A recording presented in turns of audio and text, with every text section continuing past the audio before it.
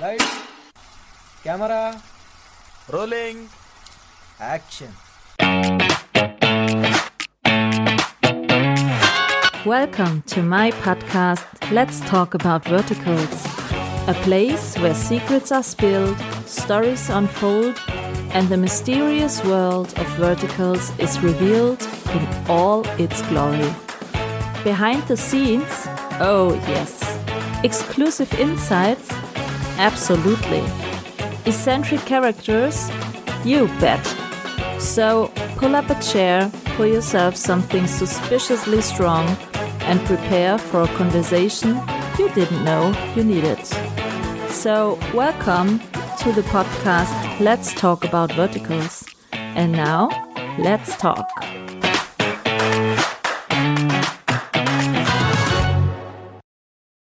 All right. Hello and welcome to my podcast Let's Talk About Verticals. Today we are going back from New York and from Australia to the main city of the verticals at the moment. And we are going back to a man. I read a lot about him, about being a pirate in an amusement park, as I read, about being a health manager on set for the film industry, about a member of a stunt show, I read, and a lot of other stuff. So I think we have a lot to talk about, but mainly we talk about his vertical stuff because he did also a lot of verticals already. And I'm very happy to have him. And I'm saying hello to Toby Pruett. Welcome to my podcast, Toby. How are you doing? Hello. Doing fantastic today, and it's great to be here. I read your biography and I was really shocked how much jobs you had already in so different spaces. And healthcare, was it healthcare manager? Yeah, it was healthcare manager. Sort of, yeah. It started years back when I became an EMT, and then flash forward about 10 years later, we have a worldwide pandemic that's going on. Yeah. And that's when I reached into the health and safety department. And what was your job then? When I first started, I was going to be a COVID compliance officer and just work with the sets. And my first job, I ended up being the department head for a film. And I got into it not realizing that I was going to be the department head. I thought I was just going to be a member of the team. And I show up and I get my call sheet for the next day and realize that my name is at the top of the department right underneath the epidemiologist. Oh. And that's how I found out I was the department head. When I talked to production later, they were like, yeah, we didn't really tell you that part. Okay. Was your payment also as department head or only as a member? It was. Okay. And kind of a funny part about that, when they first pitched it to me, they were like, we're really sorry, it's a low budget film. We're sorry the rate is this low, but this is all we can do right now. And I looked at it and I was like, you know what? I'm not doing anything else because the entire world has shut down.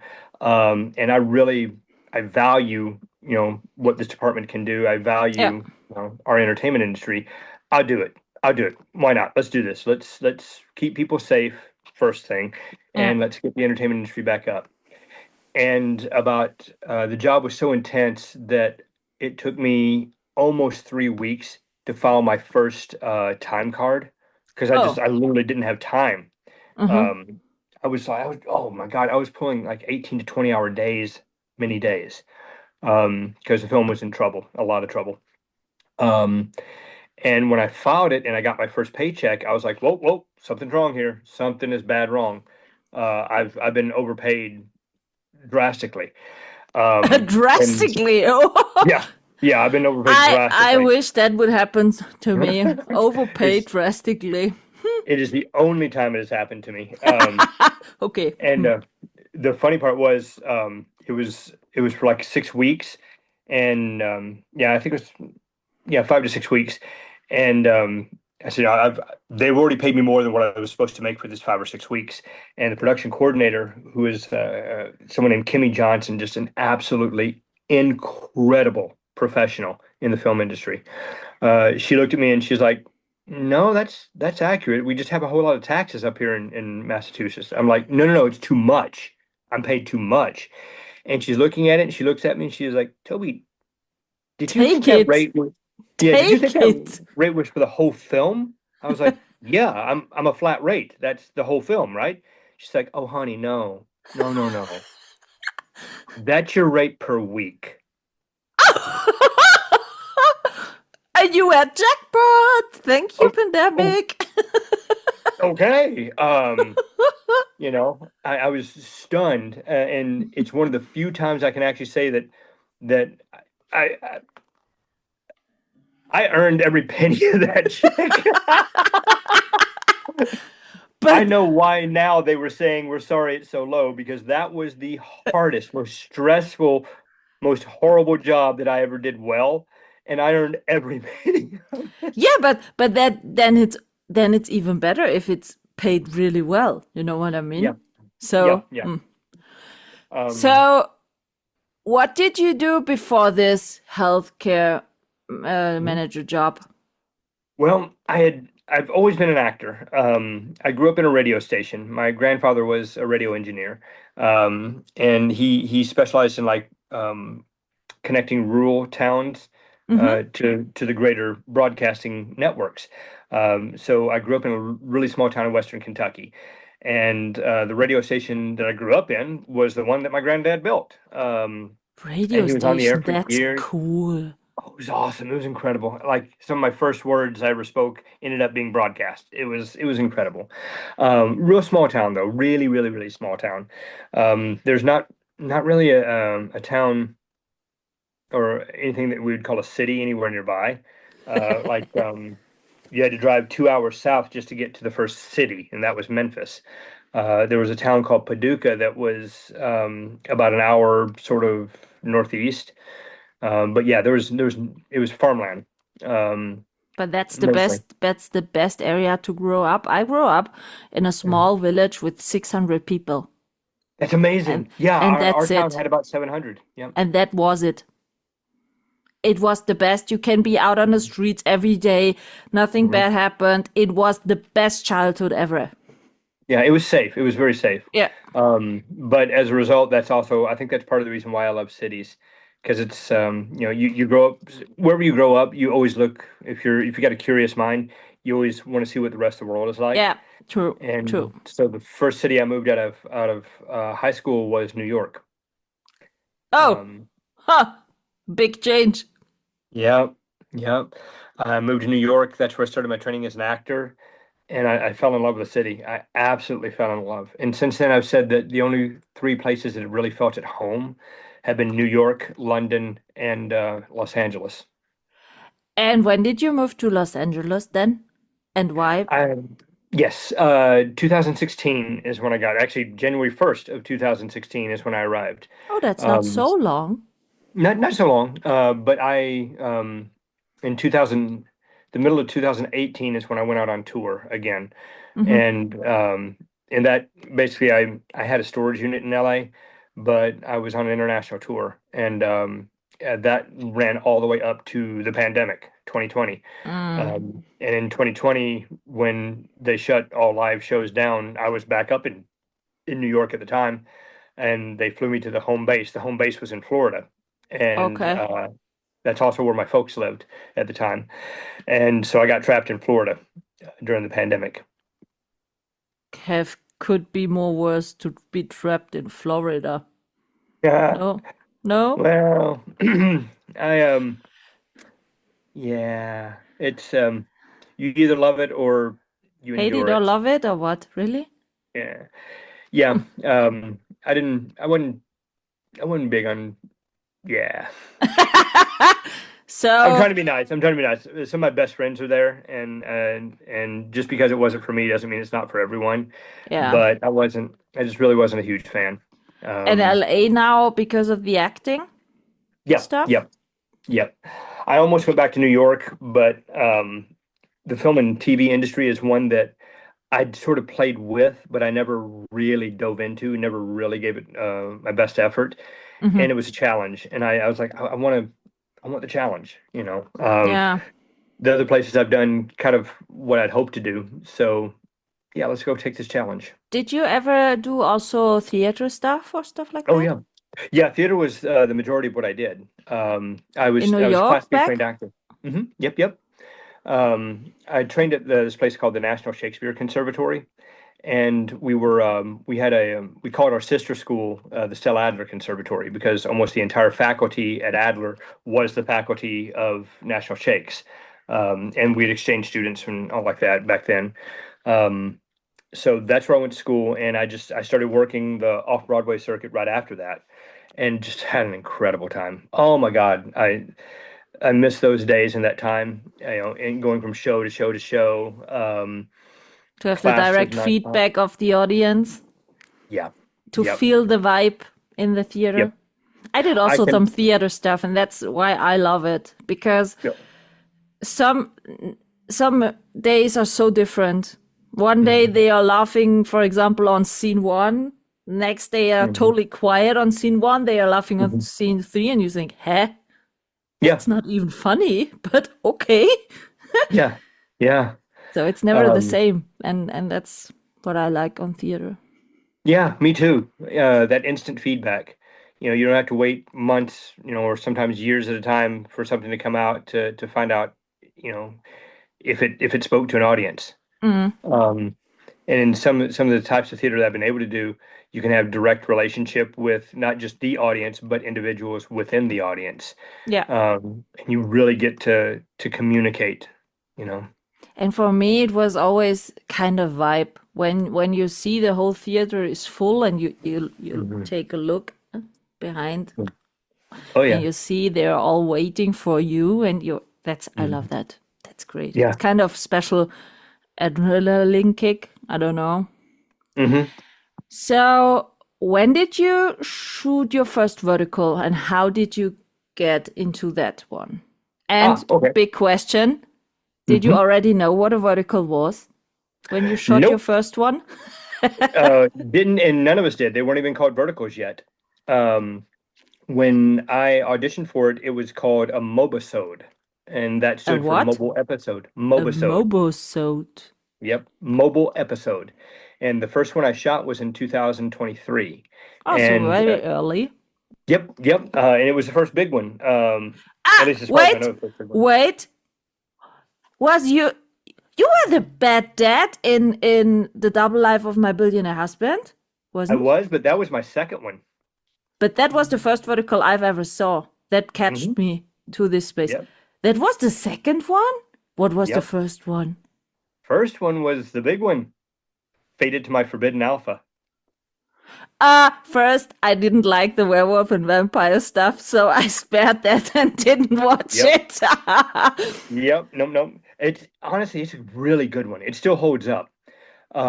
That was I got on set with Casey Esser, and it was Casey's first vertical as well.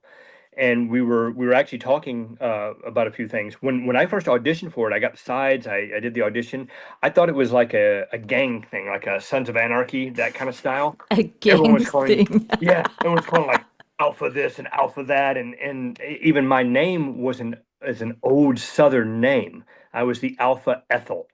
And I was like, wow, okay, that's like an old Southern name. That's You a felt really important, you want to say, on your first one?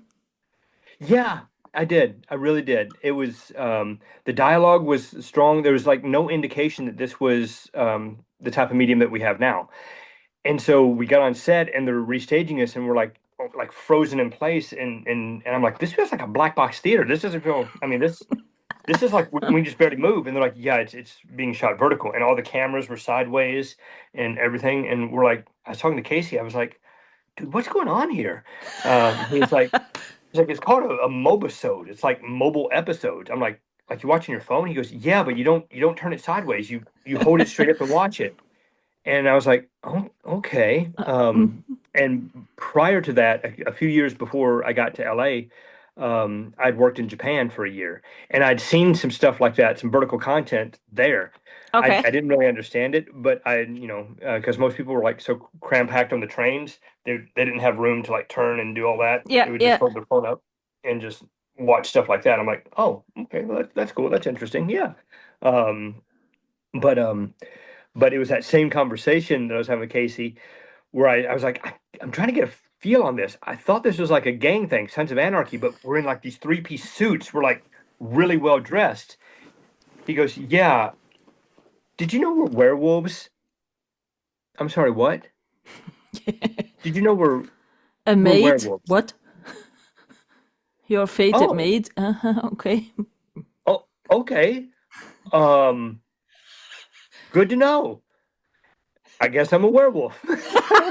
When I spoke, I did an episode with Kaylin Peluso, and her first role ever was a day playing role in a werewolf one, playing a dead person. And she told me she was laying on the ground playing dead, and all the conversations around her were, "You cannot beat me. I'm the alpha. You're the alpha." And she told me after this shooting, she got back to her manager and said, "What the crap was that? They were talking about werewolves and alphas and stuff like that." And then she swore that she won't take any kind of this role for, I think, 6 months, because she found it so creepy talking about this werewolf mated, fated maid stuff. And so she was not so sympathized with werewolf stuff at the beginning. And for me as the audience, I saw it and I sneaked in and I thought, what the heck is that? What kind of fantasy werewolf alpha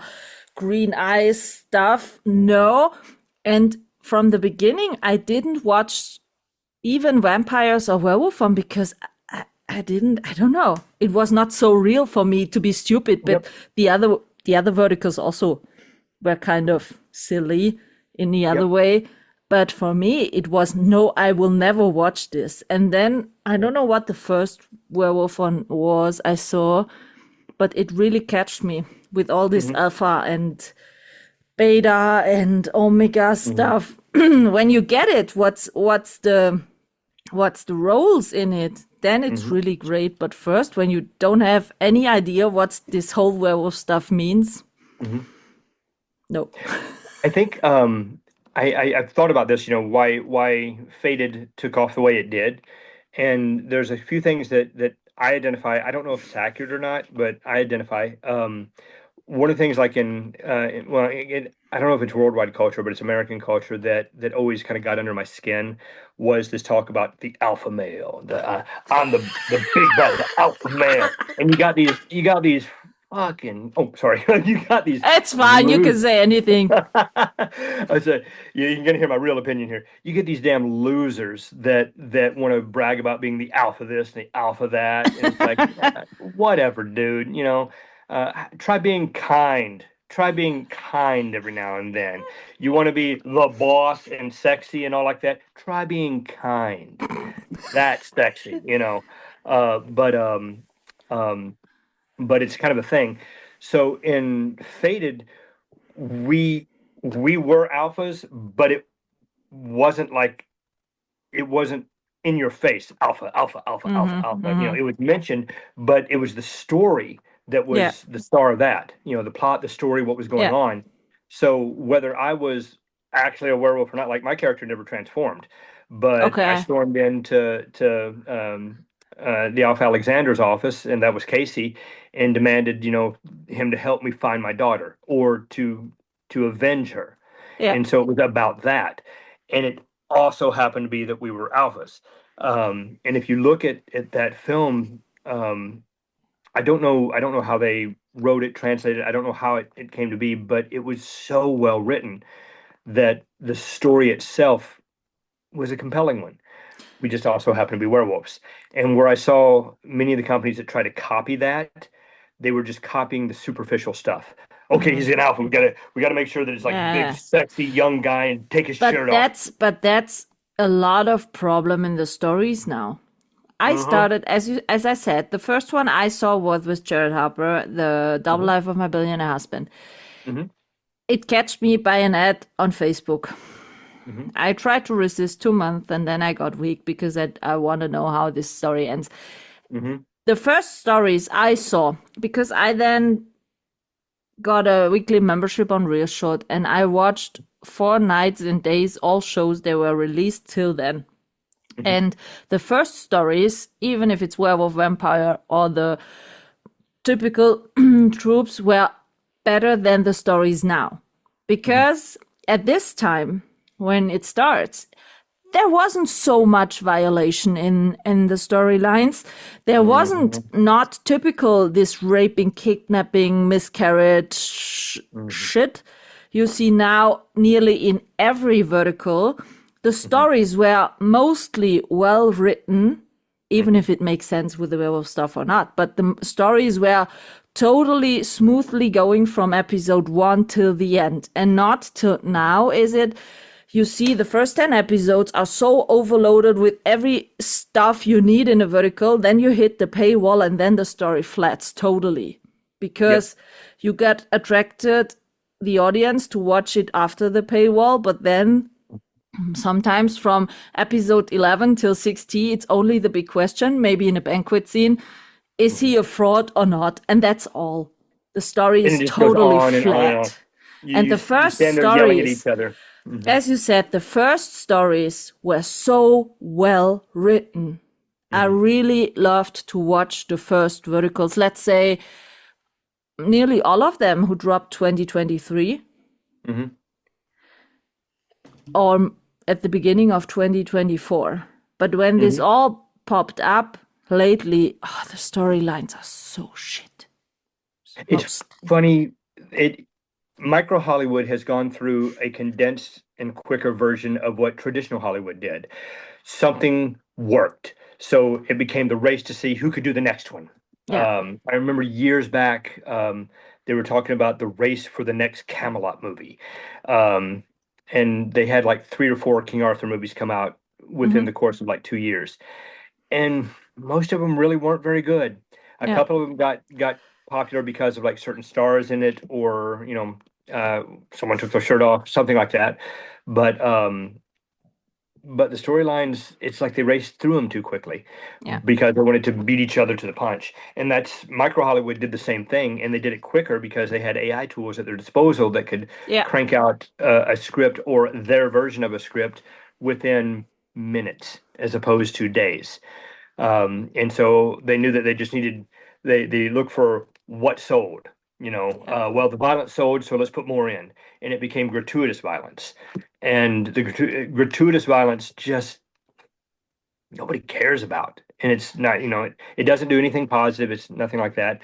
But it's working. It's selling, but then I'm asking you, did you ever shot a vertical for example, Candy Jar or Weegloo? I think so. I'm because Weegloo or Candy Jar, they are not dropping so many stories, new ones, like the big ones, like Drama Box, Real Short, stuff like that. And the quality of them are always good. In storylines, in producing, also like Drama Pops, for example, the whole produced stuff in Turkey. Yeah. Always kind of new, refreshing storylines. And that's why I love these apps. Gotcha. I'm so sorry I kept interrupting. I'd be curious to find out if they're doing it in-house, because once it's really hit, and like I said, the first few that I did were real short, and their stories were amazing. They were incredible. But just because of the demand, they had to start outsourcing to like different production companies. And some of the production companies were solid. They were good. They cared about story. And some of them just cared about the money. And you can tell that, I say this, but you can tell that when you see the breakdown and you see the rates that they're paying, when you know what their budget is. Or when you get on set and you hear about, some budgetary things, and you're like, I'm sorry, what? Are you kidding me? All right, you've got the money, so what are you doing? And so they'll crank out stuff that's close but not quite, or crank out schlock that really isn't that good. If you see real short, for example, I'm doing with the big ladies monthly recap episode always for the podcast. I speak with the big review ladies about which verticals dropped, which were new, which were crap, and what was the app of the month, and which app was crap of the month. And for example, in our September recap, Real Shot dropped a lot of shows in September. You cannot watch all of them.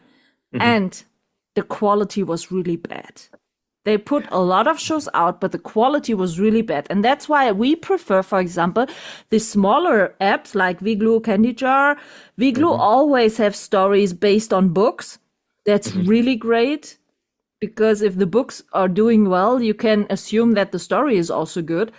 And for example, all the shows filmed in Turkey, mostly released on Drama Pops, they have a bigger crew shooting it. I spoke, for example, with Danny Farber, who lately shot also in Turkey. I asked him what's the difference than shooting in LA, for example, as a director. And he said the teams are bigger and they put more effort in the filming. So how many verticals have you done so far?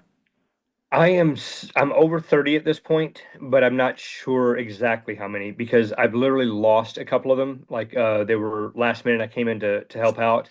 And I've got the paperwork. I'm pretty good about keeping all the paperwork, but some of them I just lost count. Okay, let's say more about 30. When you are now thinking back to your first shooting and to your latest shooting, what has changed? Everything. When I first started, I did about 4 or 5 right off the bat in 23. And then I took an artistic management job of a theater, and I didn't do another vertical for almost a year and a half. Oh, okay. Yep. And in that time is when the industry just exploded. When I was coming to the end of that job, I was kind of looking around like, hey, maybe I'll check out these verticals again, because I really enjoyed them. You know, they were good stories. I really enjoyed them. It was, you know, at first it was novel, but then I was like, no, this is a valid storytelling platform. This is, you know, where we're going. And I realized, I was like, oh my God, this is an entire industry now. You know, it's and I went to jump back in.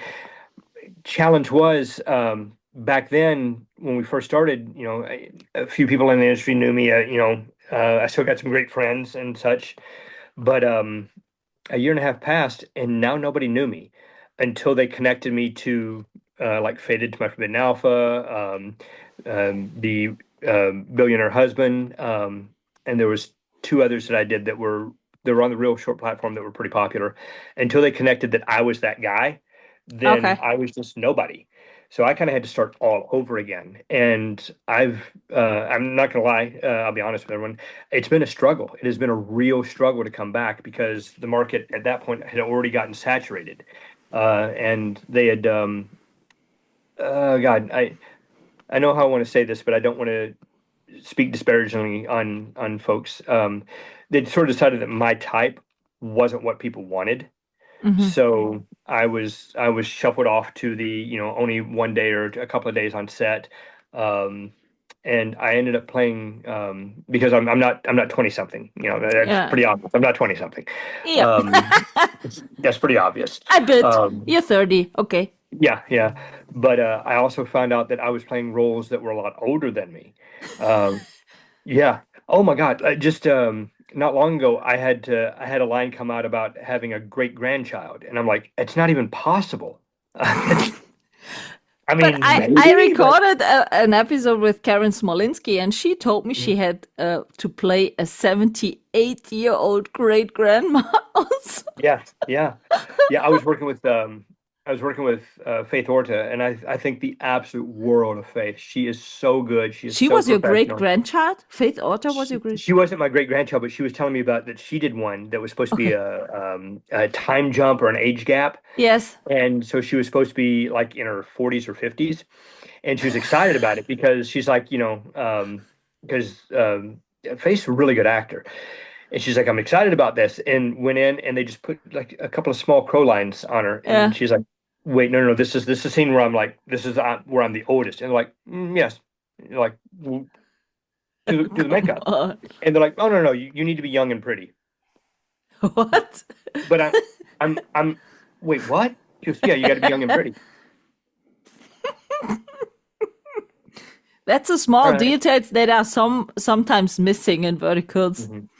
Yeah, it's I understand it's the market. They're you know, I relate these a lot to like the romance novels that had Fabio on the cover and all like that. You know, Yeah. and But a lot of the market is very youth centric. But in doing so, there's for those of us that are, say, in my age category, and have some, I refer to it as seasoned actors that have some work under our belts. What we're able to bring or what we're capable of bringing, I think the market needs and wants, but convincing them that it's okay to put me into a leading role or something larger, or to yeah. put some more meat into it. It Yeah, but it's then it's also silly if you see some verticals where, for example, Kira Wisely is the lead and Mhm. she should have an already 12-year-old son. Yeah, where anatomically it's not quite possible. Not even nearly. No, that's sometimes really stupid that they are Hmm. choosing really young leads Hmm. which don't even look like they are 13. You know what I mean? Yeah, They look and like a high schooler and they should yeah, already have a 12-year-old son. yeah. I don't want to take work away, and I don't want to disparage them. I'm like, good for you guys. Awesome. I'm so happy you guys got work. Yes, yes. But it would be nice to spread some of the love, you know. Yeah, but I think the problem is, as you said, mostly they need some young, hot male lead with fantastic gaps, and Hmm. so that the women, which are nearly most of the audience, gets what they want to see. Yep. That's It's it. funny. I was talking to someone else on set, and they had done a survey. They were like, one of the surveys they had done. They'd asked, they said that most of the American audience were middle-aged women, and the biggest thing they said is they wanted more representation. And I'm like, yes, absolutely. More representation, more people that look like them. And like, okay, and that for the men as well. Oh no, no. I'm sorry, what? No, no, no, no, no, no. Oh, No need. okay. There we go. Yay.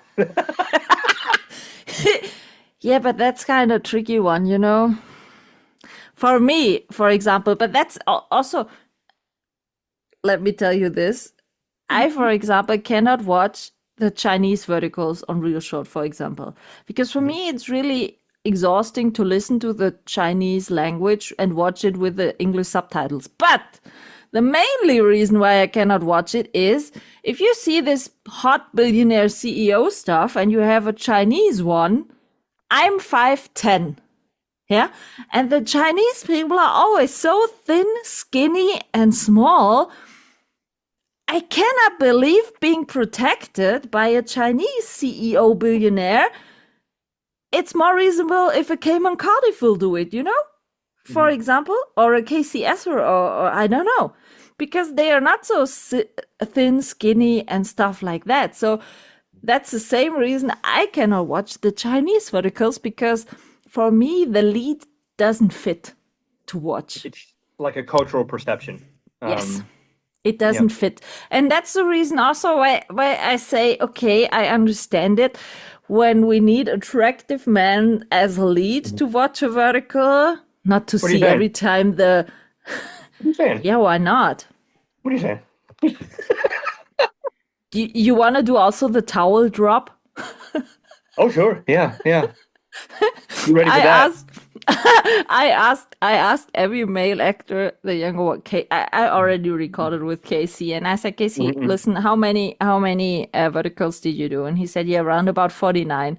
And I said, okay, and how often did you propose, and how often did you have a towel drop? And he said, he proposed 47 times, Mm-hmm. Yep. I was there for one of them.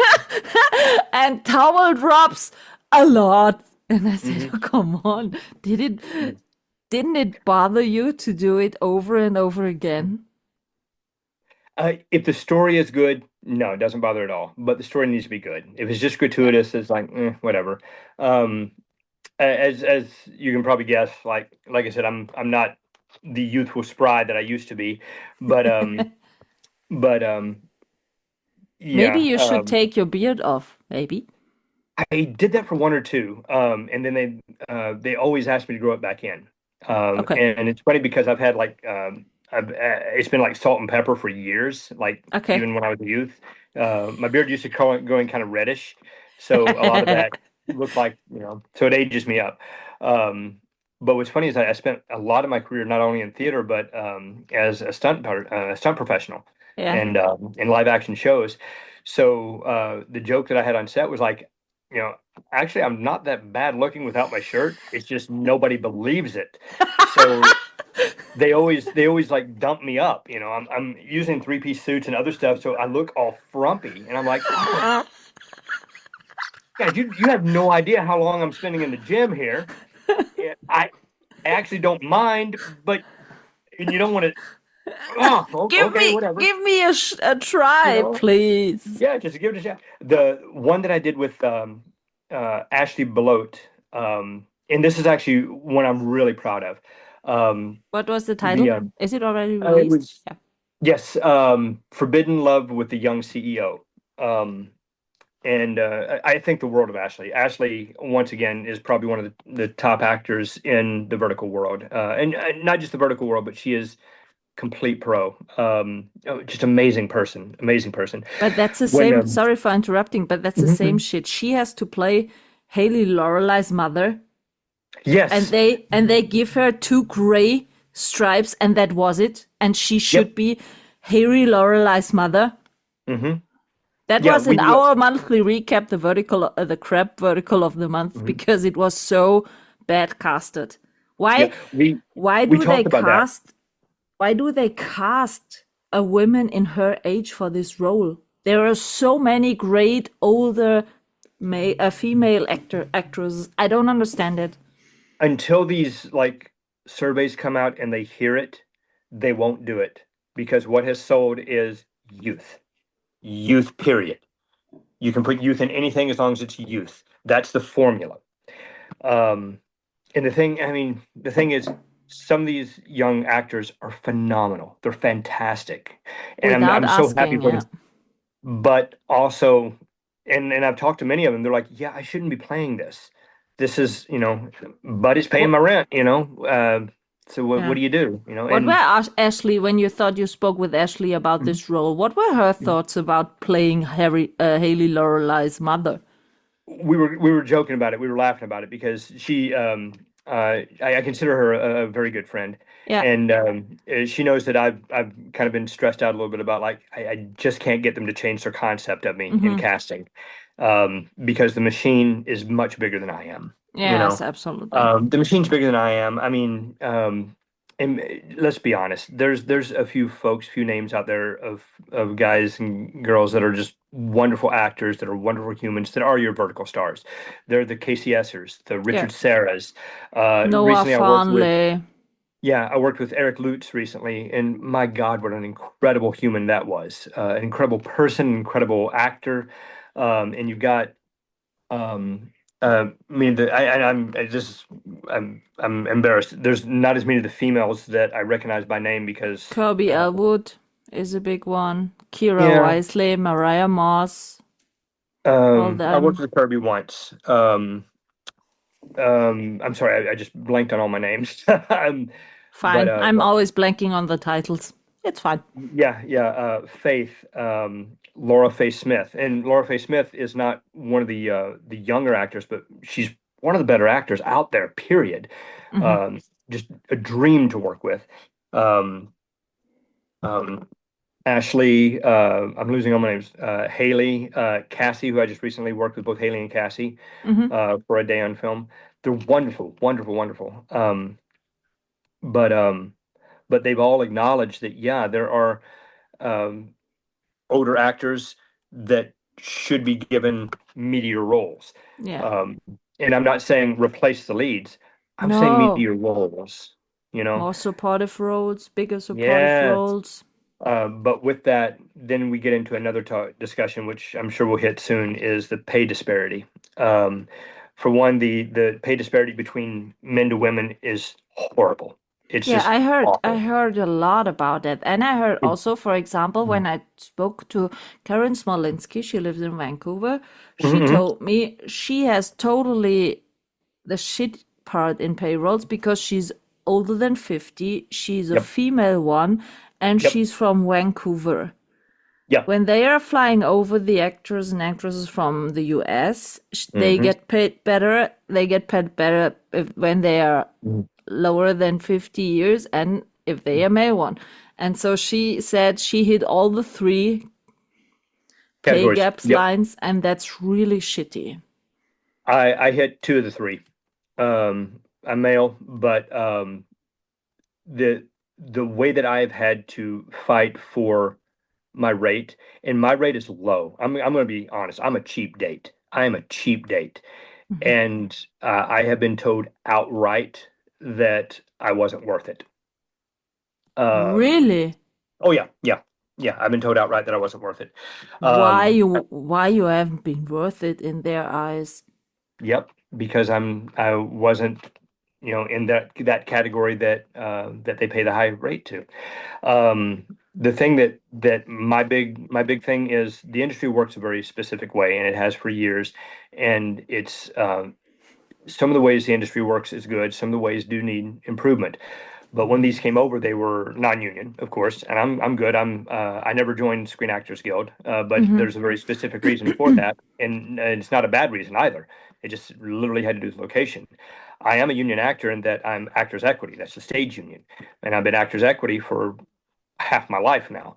Um, but I went union in New York when I was in my early 20s, and yeah, it was the right thing to do then. But anyway, long story longer. Um, Whenever you hire an actor, there's a few additional fees that are picked up by production. One is if you're represented an agency fee, and you'll see it in your listings. Hmm. This is the rate plus agency fee, and it can range anywhere from 10 to 20%. For these bigger projects, are usually 20%, but for the smaller projects, like 300,000 and less, it's oftentimes just 10%. Well, agency fees are never supposed to come out of the actor, ever, ever, ever. But Okay. what they did is they will list the rate and say agency fee included. No, it's not. That means you do not value your acting, you do not value the industry enough to play by some simple rules. Um, Agency fees are charged to production. Hmm. But that's because your agent, your manager, they make sure that the product that the client has bought is up to its highest skill level, the most prepared. They take care of all the stuff that would degrade the quality of what they're able to bring to you on set so that they can focus just on what you've paid for. Hmm. So whenever I run across something that says, I let my manager take care of it, and they'll ask for their agency fee.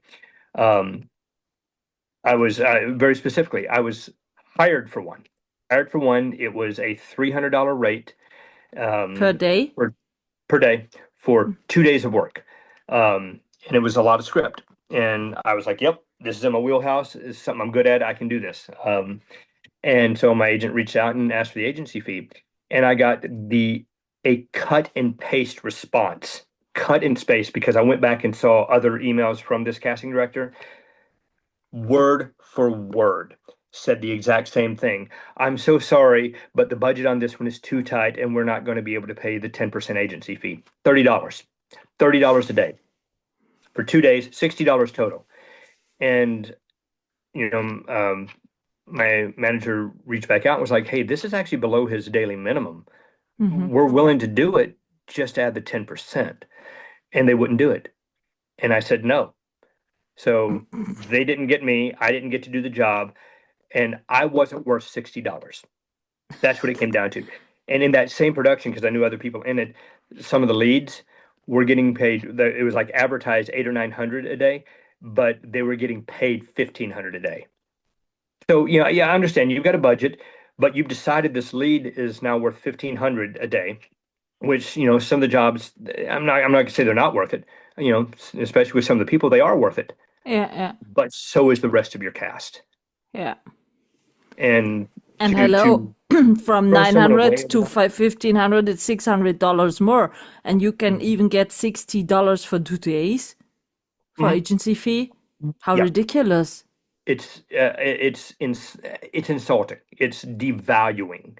And the thing is, for those of us that don't fall into the categories that are normally casting their leads, we already deal with enough devaluing because, especially in America, we exalt youth and we Mhm. look down on age, and I can't figure it out. It's yeah, it's like becoming one of my driving forces in my writing and the other stuff. The way we use these things to devalue humans, and it's appalling. But it's what it is, you know. That's one that I usually use. That and funny enough, I've flagged that casting director, and unless the project is just something that I'm going to pursue, I won't even submit to him. I'm just like, no, no. You literally threw me away for $60, and you gave me a cut and paste response, and you responded so quickly. I know for fact you didn't even talk to the client. Mm. If I don't know if you wanted me or if the client wanted me, but someone wanted me and you gatekept. You stood in the way of this happening just so you could look good to them, saying, "Look how much money I saved you." I kept them from getting agency fees. Mm. Really, really, it'd be nice. One, it'd be nice to have some people in our corner, but also I understand when it comes to like these really big companies and really big money, man. When it comes to that, we just don't matter. You know. Yeah, but that's so ridiculous. As I said, for example, the first verticals with a really great story, like the double life of my billionaire husband, who hits a lots of millions of you, Mm-hmm. and you only get paid once for it before shooting with this condition. Not even if it's really hitting, and the company makes nearly billions out of it. Yeah. They cannot give you a kind of, I don't know, Mm-hmm. after shooting money or stuff like that when it hits very well. Yeah, that'd be residuals. That's how the traditional market went. But with new media, with these kind of things, it's just not the way. And honestly, it's non-union. Screen Actors Guild has come up with a contract. I'll be honest, I haven't read it yet, but I need Mm-hmm. to. I want to because I've been on the cusp of joining Screen Actors Guild for years. I just every time that I was about to join, some other aspect of my career took off that was in the non-union realm, and I'm like, oh crap. Okay, let's explore this for a little bit first, and then go from there. Um, and just to just kind of clarify, I don't think anyone should be making less money. I like our leads, the amount of work that are put on them is unfathomable. Mm. What in traditional filming would have been over the course of anywhere from 4 to 8 weeks, they're cramming in 8 days. Yeah, The yeah, amount of script they have to memorize, the amount of what they do, the choreography, the format, because it is different from horizontal filming. There's you're so restricted to this very you know stylized way. Um, their job is incredibly hard, but that's also the reason why you need to pay your supporting team better, because that takes some of the pressure off the leads so they can do a better job of their job when their supporting team is doing the actual job and supporting. yeah. So that's why, like for mine, I try to make sure that I'm always off book. I'm always prepared with not just what they've asked, but a couple other options just in case, and and I can work with my leads and really support their work, make them Yeah. shine, or But I help think that's them the help them same with the reveal. crew members. They should Hmm. also get paid more. I spoke with Carrie Donovan. She's an intimacy coordinator.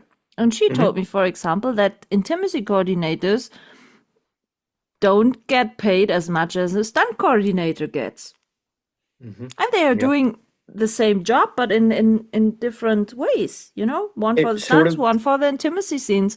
Mostly intimacy coordinator has more to do Mhm. than a stunt coordinator. Both realms have really struggled to get their validation from the industry. Like Mm-hmm. up until, I mean, there wasn't an Oscar for stunts. I think they just announced that they were going to have one, but we've been pushing for that for years, you know. Yeah. And telling story through violence is an art form in itself. Infancy is brand new, vital, brand new. And what I will say about the vertical market is they have been outstanding in including intimacy coordinators in the process, even Mm-hmm. more so than traditional Hollywood. Yeah. And I'm very proud of that. On a traditional Hollywood or a bigger film, it's not a great idea to have your stunt coordinator also be your intimacy coordinator because the two individual jobs are so complex on a larger film. They kind of need to be separate so they can combine and work together and once again support each other. On Mm-hmm. the verticals, it's not as much of an issue because it's so condensed. Yeah. Um, and actually, the one that I was talking about earlier, um, Forbidden Love with My Young CEO, Selena was our intimacy and stunt coordinator on that. She was vital. That one, let me touch on that one just real quick because I think it'll Yeah. highlight what we're Yeah. doing. If you haven't seen it, please check it out. It's on Net Short. I will give it with a trigger warning. I came in as much more villain, but I wasn't the three-piece suit, frumpy looking kind of villain. Kind of look like I do now, to be honest. Yeah, yeah. I was incredibly virile and I was savage, and I was playing Ashley's ex-husband. And when I first, just to be frank, when I first got the script and I read the scene, I was like, "Oh, I don't know. I don't know if I'm okay with this. This is really violent."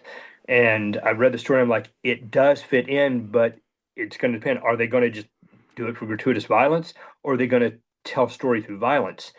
And I was honestly about to turn the role down. I was playing Harlan, and Ashley reached out to me, and she's like, "Hey, Toby, I just talked to our director. He's incredible. Tell me, were you cast as Harlan?" I was like, "Well, they've offered the role. Wait, are you Renee?" She's like, "Yes." I'm like, "Oh shit. Okay, okay, all right. I can do this now." I had a previous friendship with Ashley, and we'd worked Mm-hmm. together. I trust her. I trust her implicitly, and I also trust her to be very honest with me when she's comfortable, when she's not comfortable, Yeah. Yeah. when something works, when something doesn't. And for someone I'd never met before, that can be a little more challenging, especially on vertical sets. And I was worried about, what if I got someone really young? Oh God, okay. But we talked about it, and I'm like, Ashley, if you're in, I'm in. And then it came the other Yeah. the other thing that's inside me where I was like, okay, if I turn this down, I don't know who they're going to get to play opposite of Ashley. It could be someone Yeah. better than me. It could You wanna outright be be someone you wanna be a better. bit out protective for Ashley also. Yep. But it could Uh, also be someone who's not. yeah. And I felt responsible. Selena, the intimacy coordinator, had a conversation, a three-way conversation with the two of us, and we discussed it and where we wanted to go and what we were thinking. And it turned out we were all on the same page. Selena had an incredible theatrical background, and so we communicated a whole lot on that. And one of the opening scenes that I'm in, we actually shot on the final day because it was so violent. But basically, I'm her ex-husband, and I've broken into her apartment, and she comes home Hmm. to find me there and the place ransacked. And so, as opposed to just being what you see in like typical verticals, like you did this, slap, you did that, Hmm. haha, you're a bitch, haha, that kind of fake macho super alpha Yeah. bullshit. This ended up being very tender, very romantic.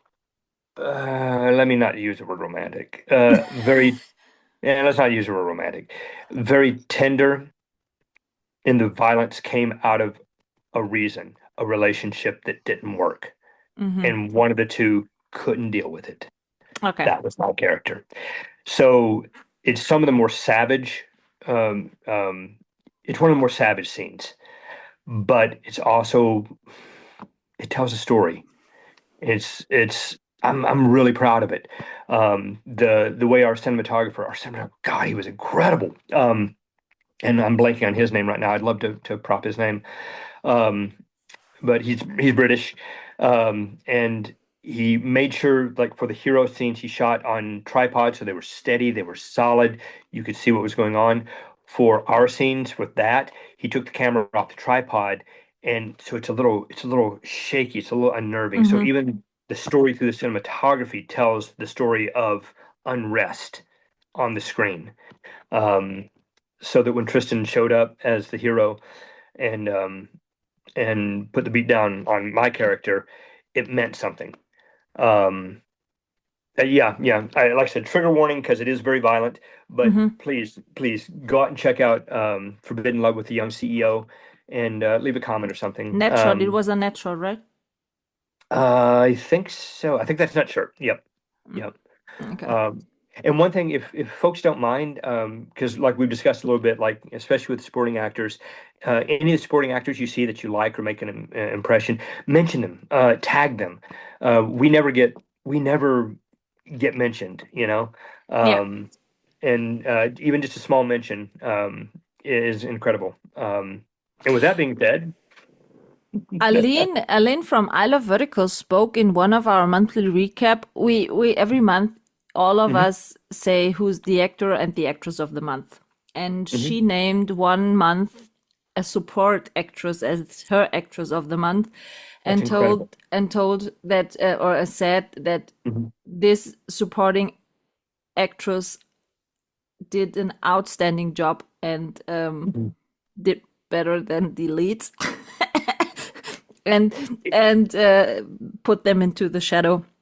So she named a support actor. And the thing for me as an audience is I really love great supporting actors. Is a badass or in Werewolf once or good friends or assistants, something like that. I really like that, and I know exactly.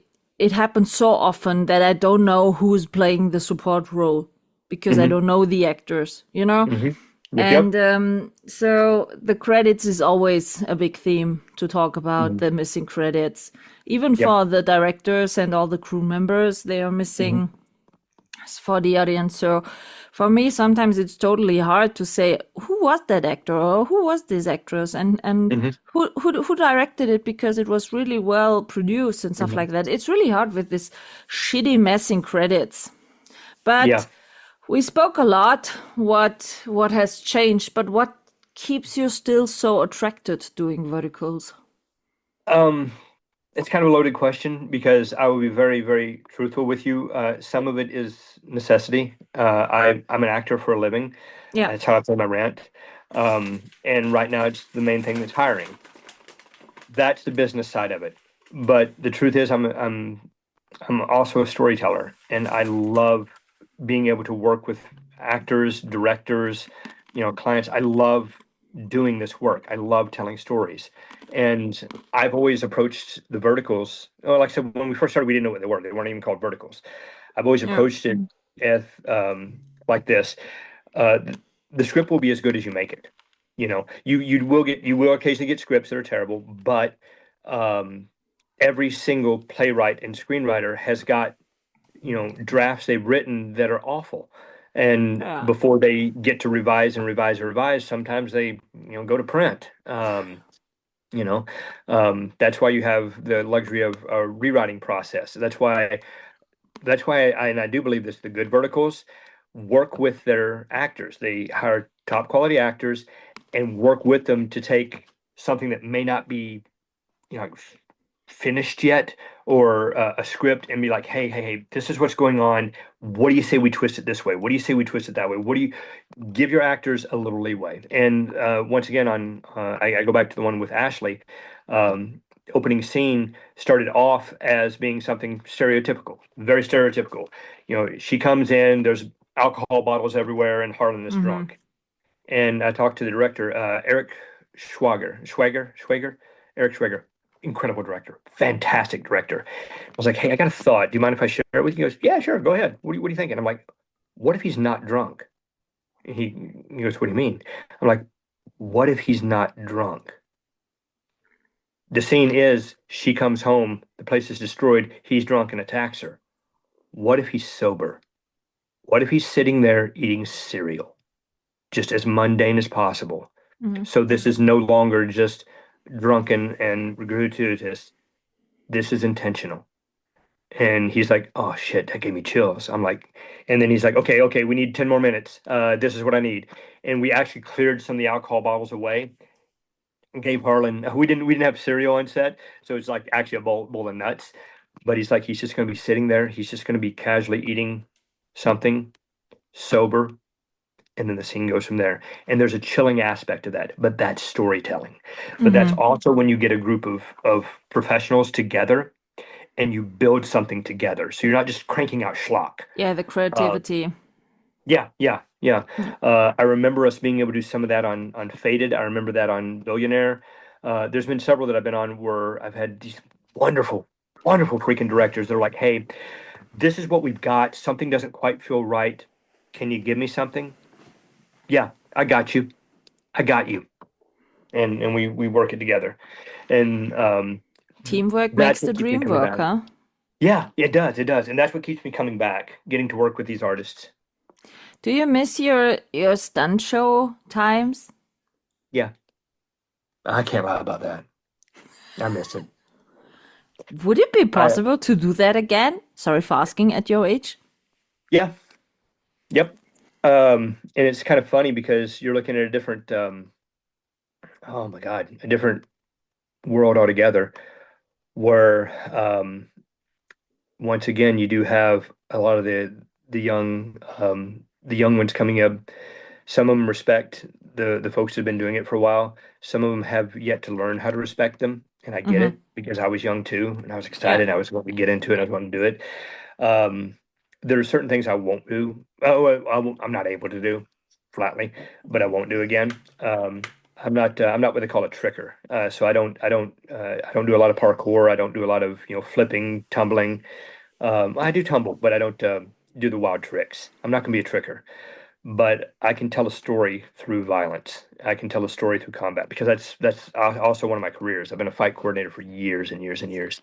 Oddly enough, the vertical industry uses me to stage my own fights oftentimes, but they have yet to hire me to coordinate one of their verticals, which is something that I am trying to do. And I did notice that one company, specifically when I'm there, the fight coordinator will be on set every day except the days I'm there.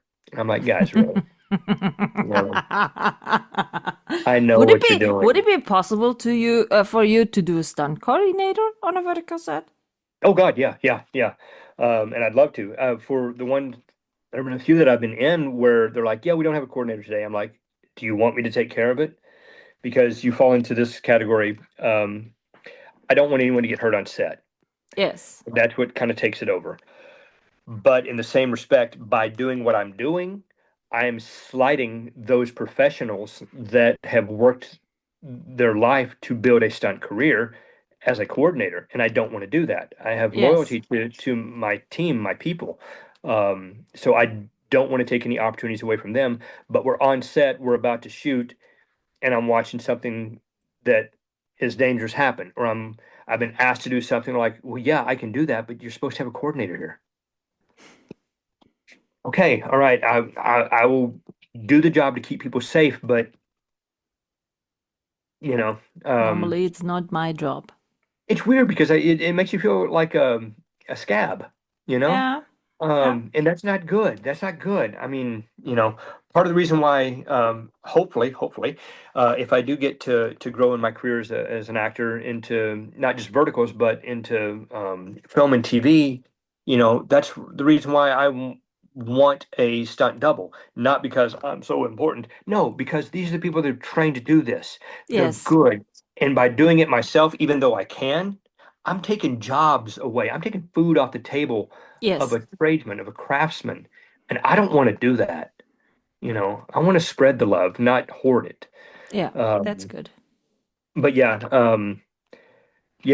I miss tumbling. I miss the rough and tumble. I miss swordplay. I miss, running across stage and making people freak out. You know, I, I joke around about the old guy still has it. A lot of small kids, aren't it? When they're young boys say, "Yeah, he does it! Yeah, did you see it?" Yeah, Because yeah. I've three good children, two boys. with 10 and 14 years old, and they are so fucking freaking out when they're seeing Oh such yeah. scenes. Oh, did you see that? Did you see that? Hmm. Yeah. Yeah. Yeah. Oh yeah. I still got it. Trust me, I still got it.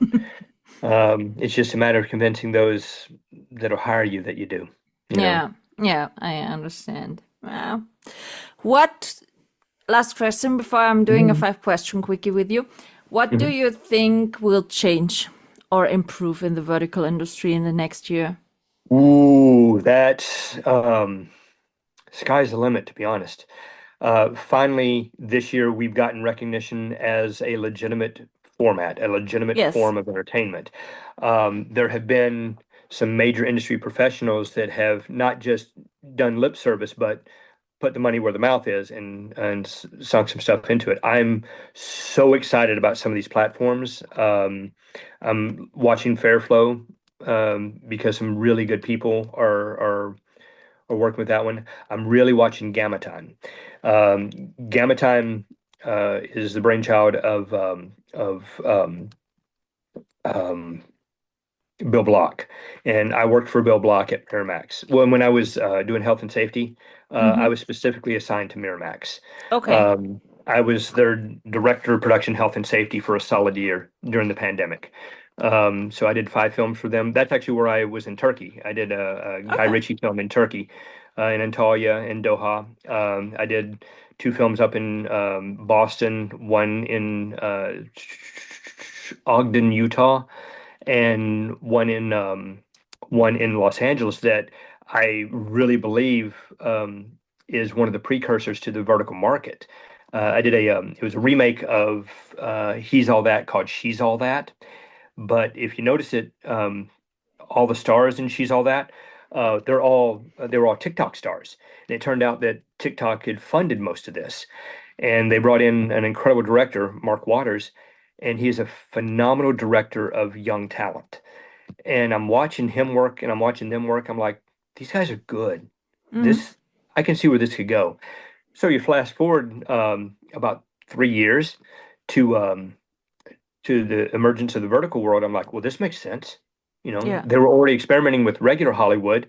Now they just turned Hollywood on its side, and created this market. But Gamma Time with Bill Block, they've got some solid script writers, good team. They're the ones when I see them in the breakdowns, I'm like, they're pro. And it goes back to this. Whenever I see their listings, they'll list the rate, and then they'll also up front plus this for agency fee. And I can't lie. Whenever I see a posting for a vertical that says this is your rate plus agency fee, if applicable, I instantly believe that they're more professional than others, Mm. because that means you're going to take care of your team.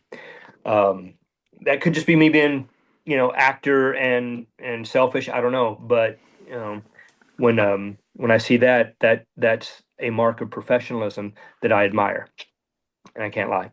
Um, so we've got a SAG contract that's out. We'll see how many of the verticals pick up on that. Um, I can see it. Let's see here. I can see it growing so that more mainstream actors are bridging over into them. I can see potentially some larger budgets, but even with larger budgets, that doesn't quite fit with the financial model. Hmm. Financial model is it's basically $300,000 or less. Um, and you might have a few blockbusters or what they try to make as blockbusters, but what I think will happen is they'll develop certain films based on personality names. Like if Casey Esser is in one, there's a good chance a lot of people are going to watch it because Casey's in it. If Richard Serra is in one, you're probably going to watch it because Richard has that Mm. tentpole value. And a few others, if you see them, oh God, I got to go watch this because so and so's in it. What Yeah. I can see is there will be more releases to platforms that will also have a screening in theaters. Because some of the verticals are shot in a manner where you could do it both vertical and horizontal. So with that one, that'd be easy to just put the horizontal on the big screen. But I can see, especially more of the community of the vertical community getting together and going, say, down to Gorman's Chinese Theater, or I think the Egyptian's closing, but one of those big famous theaters, so they can have almost like a convention and community while they're watching it on a screen, but it still be in the vertical format, Yeah. just on a big screen. Yeah. So I can see that happening, and I think that would bridge it into what we call traditional media or traditional entertainment. What this world also needs a bit to improve. Yeah. What it needs to improve, I'm going to harp on this, more representation, more strong female representation, more strong POC representation, more age representation. Oh, that's yes. that's not just because, hey, I need to pay my rent. That's we have No, value. I know what you mean. That's I discussed this with a lot of as Karen Smolinski and with Tina and Brooke also, for example.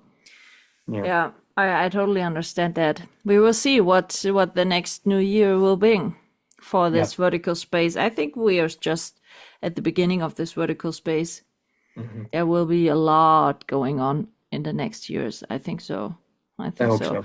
Because Europe is not really developed as a vertical market. They shoot here in Turkey and stuff like that. But for example, here in Germany, verticals are not very common at the moment. A lot of people don't know what they even are. Well, here's a question for you that you would know better than I would, because I've always kind of grown up. I've been in America for so long. For the last 10 years or more, we have raised our children on iPads and phones. That's how they consume media. That's why the vertical market, I believe that's why they're more used to grabbing their phone and watching a movie than they are going to a theater now. In Europe, has it been the same way? Has there been a reliance on mobile technology for? Yeah. When I see, for example, like I don't have kids, but my good children, and I'm a lecturer at the university. So I have a lot of students, and I'm doing this job since nearly 15 years now. So I have a lot of students coming and going. And in this space, you can see in the lecturers, all of the students already have iPads, and they are doing, no one writes down in a notepad or stuff like that anymore. And it's exactly the same thing here also in school. They get really early connected to this iPad stuff and stuff like that. But, and I think that's the point why verticals are not so very common here in Germany at the moment. The Germans, for example, are really structured and new things need time to get here, that the Germans trust this stuff. You know what I mean? Yep. It's kind of the same with Netflix. When Netflix came over, it was so, what streaming is she serious streaming? I don't know. It's now more common, but for me, for example, I don't even have a Netflix account till now. So I think there are a lot of iPads and smartphones also in these younger ages, but I think all these streaming platforms are not so common here than in the US, for example. Germany is not so that typical streaming country. Even not on smartphones or stuff like that. We use smartphones and iPads and all of that a lot, but not for streaming. For streaming, it's the classical horizontal TV. Gotcha. Yeah, over here, even myself, if I don't have my smartphone, I'm kind of lost, Yeah, I also use a lot of my smartphone, but watching stuff on a streaming, we mostly do on the television, and that means horizontal. So I think that's the reason why verticals are not so common here. Gotcha. It may just take a little time, and also they'll probably have to crack the formula of what stories do they want to see in Europe. Yeah. And the next thing is, to be honest, I think the younger population is here not the target for verticals because of the payments. Here, for example, here in Germany, a weekly membership is 25 euros, a weekly membership. Oh, shit. Yes. And that's a lot of money. And right at the moment, we are gaining more and more the problem with this whole amount of platforms. I'm having round about 51 platforms at my smartphone at the moment. Oh, wow.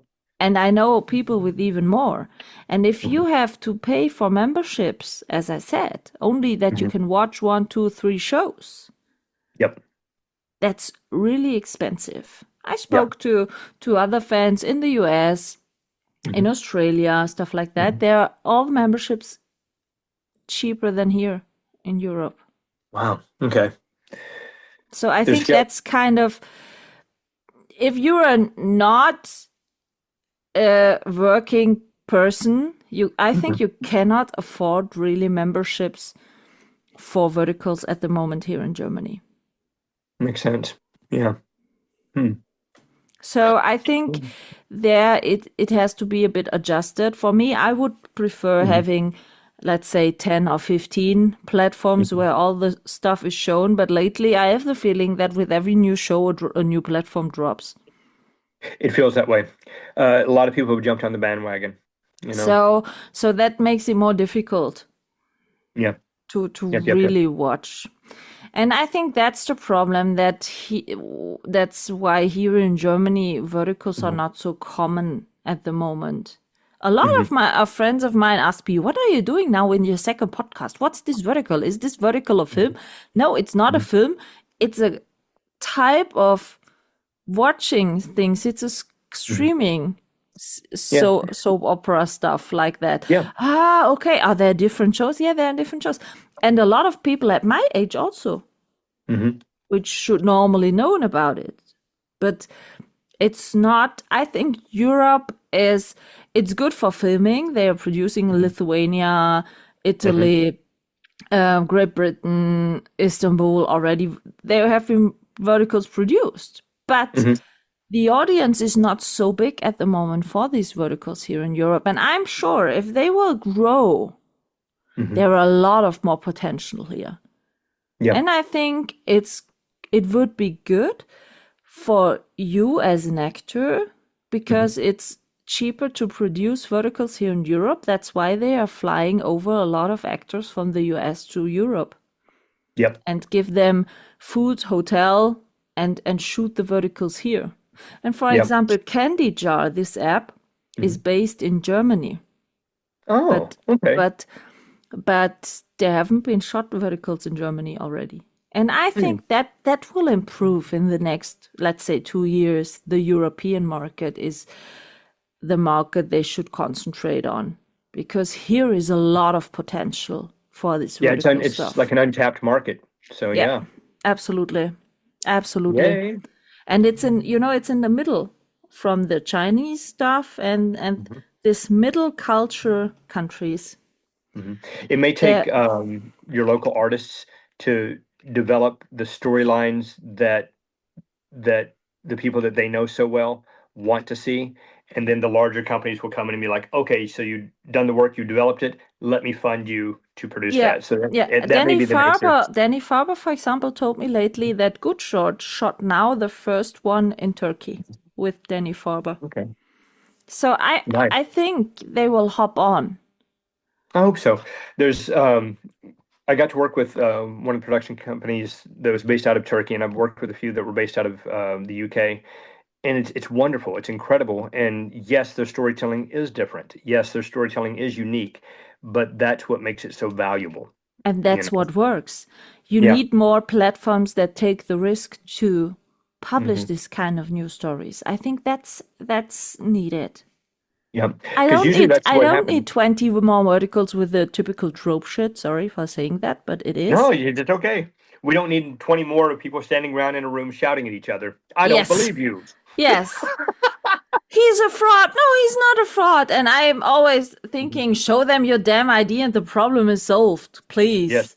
But I will say this on the actor side, because usually they have to have all of us there for more days of shooting. It's a good paycheck. And you only have to stand there and do nothing. Oh, that is the Okay. worst. Oh my God, standing around on those hard floors all day, just shouting at each other. Oh, yeah.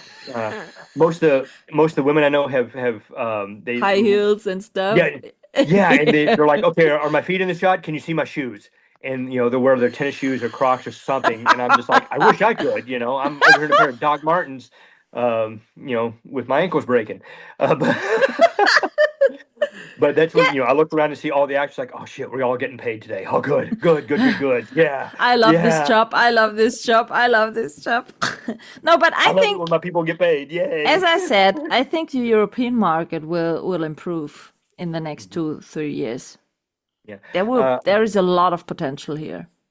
So much good work comes out of Europe. So much really good work comes out of Europe, and I ain't gonna lie, I would love to be a part of it. I'm part of my if I was big enough to have contracts, part of my contract would be like, you know what, you can pay me a less of a rate if you just let me stay over there for a week, not on production, so For I can holidays. yeah, so I can see the country, so I can go eat the Yeah. food, hear the music, meet the And as I people. Oh my told you, God. it's not so far apart to visit more countries. Oh my God, yes. Yeah, that's yeah. Oh my That God, should be on your it's bucket not list my for one. 2026 or 2027, Toby. You know what? You're right. It should. It should. We Um, will work on this, okay? I will check out what the yeah. German market. No, because I did also some acting stuff. I know a lot of Mhm, production companies here in the South, mhm. and I have to ask them why they aren't shooting verticals Yeah. at the moment. As I I'm a said, cheap date. I'm pretty good. Candy Jar is based in Berlin. I know that I've submitted to them, but I don't know that I've ever worked for them yet. A But yeah. platform is here, but no shoot because we have so nice shooting locations, so nice areas to do that. Yeah. Yeah. I have to check that. Yeah, That would that's be on my awesome. bucket list for the next year. We'll see. So we have to do the 5 question quickie for the end. Okay. I have a question for you. I do have a new one. This is the first one that I actually landed on the poster. Hopefully not so AI shitted. Like, It's not too bad, but I'm okay, like, okay, oh, no, they screwed no, me out a because little on bit some there. posters there's already the problem that they are so AI converted that you don't even recognize who's the actor Yeah, anymore. yeah. They That's smoothed really me out a little shit. bit, but I'm okay. You know what? Smooth me out a little bit. Did they make you younger looking? Uh, Not so much younger, but a little smoother. That's good. That's always good. That's I good. kind of got a little bit of a rough and tumble going on, you know. AI is sometimes not so bad. Yeah. Sometimes not so bad. So, no, but we can put this also in the credit when I'm doing the sneak peek with video with Okay. you for this episode. I always Awesome. put some shows in the sneak peek description and in the episode description. So, Okay. I'll send over the poster and touch through Instagram. yeah, That way you yeah, have it. yeah, Mhm. yeah. That's totally fine. That's totally fine. So, 5 question quickie. What's your Okay. favorite dish? I always Oh, judge people by food. Sorry. sushi. I am a fanatic for sushi. Do you have good sushi corners around your place? Um, Because not Pretty everyone close can to you. make great sushi. Pretty close. I have a system where if I try a new place, I always get a simple tuna avocado roll because both the tuna and the avocado have to be incredibly fresh Yeah, for it to yeah. be good. So if a tuna avocado roll is good, chances are The the whole restaurant's place good. is good. Okay, Yep. that's good. That's good. So, what kind of film do you love? What's your I learned from colleagues of yours that there is Mhm. a so-called comfort movie. What's your comfort movie? I have I call it a guilty pleasure movie. A guilty It's pleasure movie. considered, Okay, yes, you it is learned. considered one of the biggest flops in Hollywood history, and I And that's your love this film so much. I actually watched it about 2 nights ago again. So much to the point where in college I had this film memorized word for word, and it's a Bruce Willis, Danny Aiello film called Hudson Hawk. Hudson Hawk. I don't know this, but I love Bruce Willis, to be honest. It's It was it was such a like great actor. it was somewhere in the 90s that they filmed it, so it looks a little dated, but it's ridiculous. It is Hudson funny. Hawk. Okay. Yep. I have to watch this, I think, Yep. because I really like the movies from the 80s, 90s. Mhm. They are And they are sometimes better produced than the newer ones with yeah, all the technical stuff. true. I will tell you this about me, and this is a very telling thing about me. It's not a movie, but it's a TV show. My all-time biggest nerd thing, and I am a nerd. Oh my God, I am a nerd. Is I'd be curious to find out what it was called in other countries. In this country, it was called The Greatest American Hero. The Um, Greatest American Hero. I used to Okay. watch it on Nick at Night as a kid, reruns from it, but it's from somewhere in the 80s. And it that hero that encompasses everything. Outside of that, Doctor Who. Boom. The greatest American hero? I have to Mhm. take a look what it was in Germany because it was surely also released in Germany. I I think hope so. so. Yeah. It's I ridiculous. will Like it. check that. I will check that. Mhm. So, what kind of music do you listen to? What do you prefer? What puts you in a good mood? Oh my God.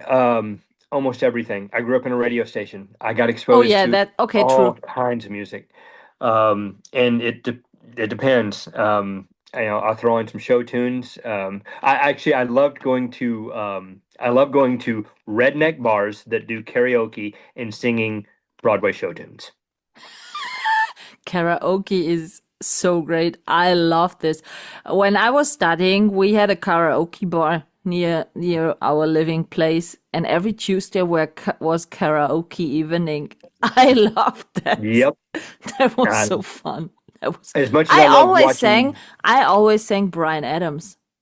Oh, Heaven, nice. Okay. heaven. Heaven. Yeah, Yep. Yep. yeah. That was my song. My big one is from the musical Hedwig and the Angry Inch, The Origin of Love. I don't know this song. Oh, it's a I don't. brilliant, brilliant musical. Brilliant musical. Huh. Yeah, but karaoke is really great. I love Oh. that. I love as much like you'll see someone come up and you're like, oh my God, where did this voice come from? But even the people get up there that really can't sing, but they're just loving it, loving It's life, so and fun. It's it's so amazing. fun. It's incredible. Oh my God, yeah. It's so fun. And I did with I lived with 12 men when I was studying, 12 men and I. So every time I sang a duo with one of my guys, Uh-huh. a love duo song, like Robin hmm Williams and Nicole Kidman, something stupid to say that. Yeah, hmm it was so fun. We sang and loved each other in the karaoke barn.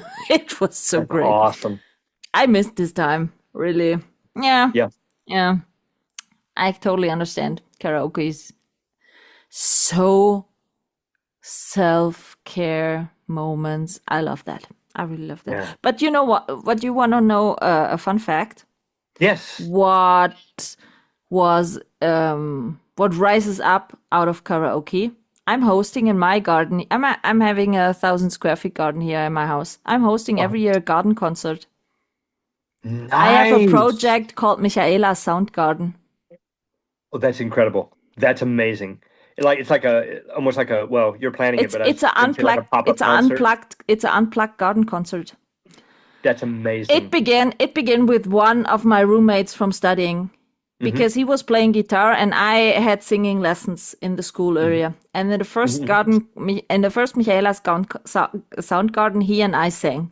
We were the hmm act, the show act. And I'm doing always a big finger food and stuff. And hmm it's totally unplugged. Only a bit of equalizer that it's getting a bit sound and stuff like that. Microphone, guitar, stuff. So that was the first one. hmm And it was my idea to do one because hmm we want to do it. But my colleague was so smart, he wrote on the flyers volume 1. And I already have volume 10 in my garden. And That's incredible. in the last years, it went so public on Instagram. I had once an artist from Canada who saw hmm this in Instagram and said, I want to play in your garden as well. And I said, okay, you Yeah. can come. And he come over and he put a video on his Instagram profile. And then a friend of him who lives in Ireland saw this and said, I want to come to your sound garden. I will play next year. And then I had an artist from Ireland who sang some great Irish folk music. And then I had hmm a duo from San Francisco, hmm kind of blues and stuff. I had a band edition with 2 rock bands from Germany one year. And last year I had a singer from England who was kind of jazz. That's incredible. And Oh my God. next year it's the 10th episode. And we will see who will joins me for this. But it's so nice. Around about 100 people audience, finger food buffet, and all in my big garden. That is amazing. Oh my It's a garden God. concert. Yeah. And Like I want Danny, to go. Oh my God. yeah, you can come over with Danny Farber because Danny Farber heard about it when I was recording with him, and he said, I want to play there, my new my God, songs. And I yes. said, yeah, you can come over. And he's told me lately, because next year it's on the 4th of July, and he told me that he will check if he can do in Istanbul some vertical projects around that time, and then he will fly over because it's not so far from Turkey to here, and will join my sound garden for Oh playing. my God, that'd be amazing. Oh, We will stuff see. like that I dream about. We will see. Oh. I will book the vertical stars as musicians in my garden for my project Michaela Sound Garden. I will send you a link to the profile where you can see how this always ends in my garden. Here we Because go. I love this project. We can connect a few of us together and we'll write a script, a karaoke vertical. I would love to have with about that. music Oh in my it, with a soundtrack later. Create some original songs. Yes, where you can and- buy a soundtrack for this vertical. Yes, and even get a few of the stars, a few of us together, and actually get up there and sing. You know, show off some of the other stuff that you know we may not know we do. I will offer my garden as shooting location. You know, with the story like mine was. Mine was kind of sofa concert at my student room, and ended up in only project Michaela Sound Garden with 100 people audience and having a good time and making memories in my garden every year. Oh, that'd be incredible. That'd be a great story. We wouldn't have to dump wine on anyone. We wouldn't have to slap anyone. We wouldn't have to. No, nothing. Only music, good food, and a great time. Yep, the competition. And I'm sure that would hit. Because people will crave for kind of these stories, more down to earth. We don't need a billionaire. You know what I mean? We don't need a hidden identity. We don't need a banquet scene in Aries and whatever. We need just normal people who wants to do what they love and make a story out of it. Kind of rom-com in it. We are totally fine. Yeah, well, that's one of the things. I'm looking to connect with some of the artists that would like to create some of our own work. Some of it is just cathartic, just for us, but also like, yeah, let's see if we can bring some new stories. You know, I mean, I've been a script doctor for years. I would love to collaborate with people. You know, I'd love to. Yeah, so we agree. Busy. We need new storylines in 2026, and as I said, I will offer you great shooting locations here in Germany to do that. Oh my God, that'd be a dream come true. Yay! And then you can check it on your bucket list visiting Germany, because then it's, yay! 2 birds with 1 stone. Exactly. Job working and Germany visiting. Huh? Oh my God, yes. Toby, we should stay in contact for that, because it's not so impossible to do that. It's not impossible at all, you know. We only get one trip around this life, so might as well enjoy it. You have to believe, you have to dream. Only then it can come true. Otherwise, it doesn't work. Yay. Yeah. So, Toby, we stay in contact. I thank you so much for your time, for doing this episode with me. It was such a pleasure talking to you. You did well. This was really fun. Yeah, absolutely. With a great new plans. I should keep noticing all of them, because Kirby wants to join filming in Europe also, because she has never been here in Europe for shooting verticals, and she wants to do a criminal serious vertical in different countries. Every time a new case as a criminal detective or stuff like that. So we can do also one in Germany. Yeah. As I said, the market is big. Let's evaluate the market in the future, and then we will find a solution for all these bucket list points. Yep. Go forward, tell good stories, be good people. Yay! That's a good ending for this episode. Toby, thank you very much. Sending lovely greetings to the US. And I'm sure we will talk again. Same to you. Thank you so much. Bye. This is a wrap on this episode, and I hope you tune in again.